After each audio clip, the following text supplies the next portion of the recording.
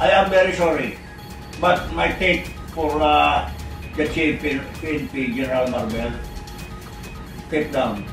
Walay lipod-lipod nga gisulti ni MNLF State Chairman Rolando Ulamit nga iyang pakanaogon sa posisyon si PNP Chief Romel Marbil nga nagbawi og 75 ka mga PNP security detail kang Vice President Sara Duterte. The Chief PNP Romel Marbil, alam ko naipit ka na dyan, I will repeat it. Alam ko somebody put you in your place, maging gan for ambition. I cannot disclose, but I have a source. Nilagay ka dyan for ambition, but naipit ka talaga. For you to save your situation, resign ka na.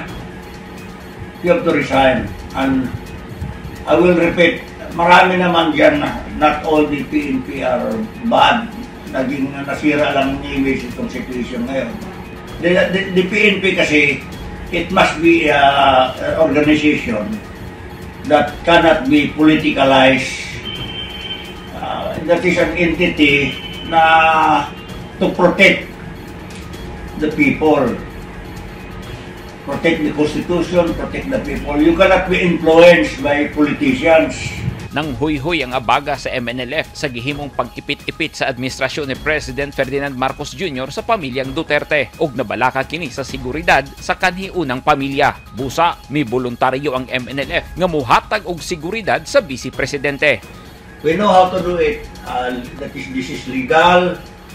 And then I will call also for the retired integrate the Moro National Liberation Front to join this quest to protect the Vice President. Taga Davao tayo, taga Mindanao tayo, we have to protect the Vice President. Gipasabot ni Ulamit nga tabang ang ilang ihatag ngadto sa pamilyang Duterte hilabi na sa Vice Presidente ug naglaom kini nga dili lainon pagsabot sa kapulisan ang ilang tabang.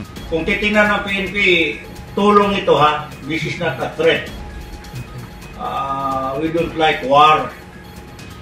Ang amin lang is to provide security. Kini ang panahon matod ni Ulamit nga mobayad sila og tabang kay panahon nga nanginahanglan og tabang ang MNLF kaniadto wala sila talikdi ni kanhi President Rodrigo Duterte. Gani personal pa nga gihimamat ni Duterte si Chairman Nurmis Wari ug gipaadto pa sa Malacañang. Busa, natural lang ilaha kining bayluan og maayong kabubuton.